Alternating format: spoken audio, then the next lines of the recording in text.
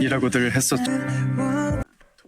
Queen of Tears menceritakan tentang kehidupan pernikahan Hyunwoo dengan seorang wanita keturunan konglomerat bernama Hae-in dari Queen's Group.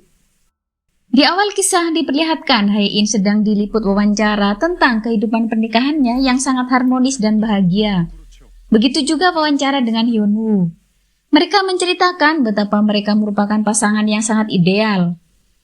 Mereka juga mengatakan bahwa mereka memiliki kehidupan pernikahan yang sangat bahagia. Sementara itu, teman-teman Hyunwoo yang merupakan pengacara menceritakan bahwa Hyunwoo akan bercerai dengan Hae-in. Hyunwoo meminta salah satu dari mereka menjadi kuasa hukum atas perceraiannya. Tak satu pun dari mereka bersedia karena takut dipecat dari perusahaannya mengingat kasus sebelumnya tentang perceraian bibinya 3 kali. Nasib pengacara mantan suaminya semuanya dipecat. Hyunwoo ingin bercerai dengan istrinya karena tidak tahan dengan sikap istrinya. 참, 사장님, 일조 클럽잖아. Hae-in adalah direktur utama perusahaan penjualan dan Hyunwoo adalah direktur tim hukum di perusahaan Queen's Group milik keluarga Hae-in. Tugas Hyunwoo adalah menyelesaikan permasalahan hukum yang diakibatkan oleh anggota keluarganya. Hae-in memiliki sifat angkuh. Hubungan Hyunwoo dengan Hae-in kurang baik di kantor karena mereka sering berbeda pendapat dan berselisih paham. Tetapi karena Hae-in adalah bosnya, maka Hyunwoo hanya bisa menuruti perintah istrinya sebagai atasannya. 신분이야. 지금도 누구보다 열심히 하고 계시고. 그래. 할 얘기 있어. Karena tidak tahan lagi dengan sikap istrinya, Hyunwoo membuat surat perjanjian perceraian. Hyunwoo mendapat pesan dari istrinya agar segera ke ruangan keluarga karena ada rapat keluarga. Dalam rapat tersebut, Hyunwoo diminta membantu Seo Chul yang merupakan sepupunya Hae-in untuk menyelesaikan permasalahan hukum terkait komisi perdagangan. Dibahas pula tentang perdebatan Hyunwoo dan Hae-in yang cukup sering terjadi di kantor. Mertuanya Hyunwoo mengatakan bahwa Hyunwoo dan Hae-in harus segera memiliki keturunan agar tidak ada gosip miring tentang kehidupan mereka. Hyunwoo tidak setuju dengan hasil rapat tersebut dan terjadilah pertengkaran di antara mereka. 어차피 싹 다 거짓말인데. 나는 몰래 기부를 했고 Hae-in merasa tidak terima karena merasa suaminya tidak dihormati oleh sepupunya, sehingga Hae-in memberinya sedikit pelajaran kepada Seo Chul. 또 대도 않게 피하다가 눈탱이 밤탱이 돼서 쳐오지 말고.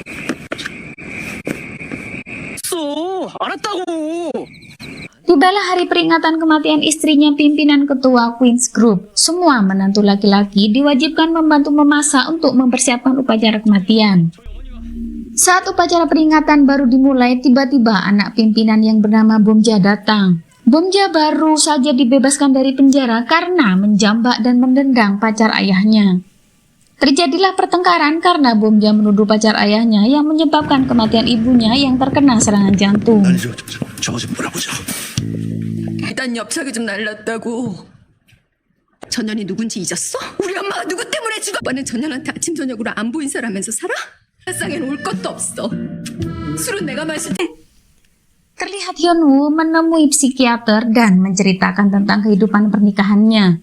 Dia tidak selera makan karena merasa sesak di dekat banyak orang. Hyunwoo ingin bercerai dengan istrinya. Hyunwoo tinggal serumah dengan mertuanya, kakek mertuanya, bibi mertuanya yang baru bebas dari penjara, dan keluarga adik iparnya. Mereka makan malam bersama tiap hari dan dilanjutkan dengan diskusi keluarga. Mereka selalu bersama sepanjang tahun. Hyunwoo merasa tak punya waktu untuk dirinya sendiri. Jantung Hyunwoo selalu berdebar dan tangannya gemetar setiap mertuanya telepon dan merasa cemas akan disuruh apa. Hyunwoo membenci mertuanya dan juga istrinya karena tidak peduli dengan perlakuan keluarganya kepadanya. Istrinya hanya memperdulikan dirinya sendiri. Hyunwoo sudah tidak tahan dengan kehidupan pernikahannya yang sudah berjalan 3 tahun lamanya. Hyunwoo merasa takut dengan mertuanya jika bercerai dengan istrinya. Kemudian Hyunwoo berpamitan kepada psikiater tersebut. Hyunwoo memakai pakaian serba hitam agar tidak dikenali oleh siapapun.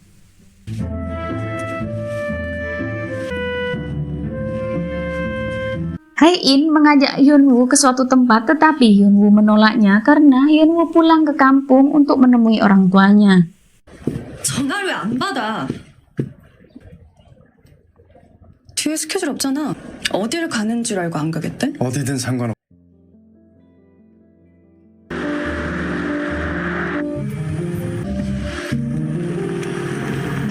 차지하고 있으니까 밸런스가 옳지 않는 거야. 아, 왜 또 그...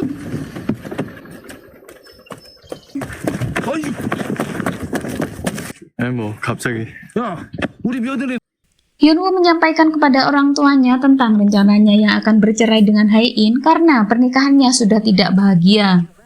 아, 우리 둘째 아들 왔어. Keluarga Hyun-woo menasihatinya agar tidak bercerai karena dalam kehidupan pernikahan itu memang banyak cobaan. Tetapi Hyun-woo sudah yakin dengan keputusannya.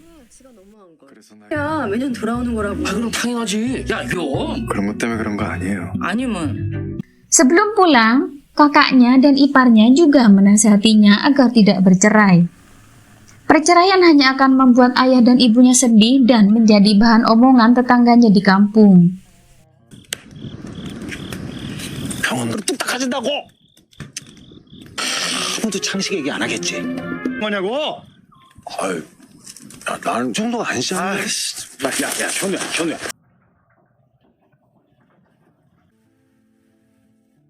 Setelah tiba di rumah, Hyun-woo mengambil surat perceraian dan hendak memberinya kepada Hae-in di kamarnya. Ketika Hyun-woo akan memberitahu Hae-in, ternyata Hae-in ingin menyampaikan sesuatu yang penting terlebih dahulu. Karena Hyun-woo adalah suami yang menghormati istrinya, dia mempersilahkan Hae-in menyampaikannya terlebih dahulu. Hae-in mengatakan bahwa dia sakit. Waktunya hanya tinggal 3 bulan. Sebenarnya Hae-in akan mengajak Hyun-woo ke rumah sakit. Tetapi Hyun-woo menolaknya. Dokter mengatakan bahwa Hae-in sakit dan waktunya hanya tinggal 3 bulan. Kemudian tibalah giliran Hyun-woo menyampaikan keinginannya. Karena Hyun-woo merasa sedih dengan kabar tersebut, Hyun-woo tidak jadi memberitahu surat perceraiannya kepada Hae-in. Dan Hyun-woo meminta maaf dan mengatakan bahwa dia sangat mencintai Hae-in. Ceritanya bersambung ke episode berikutnya.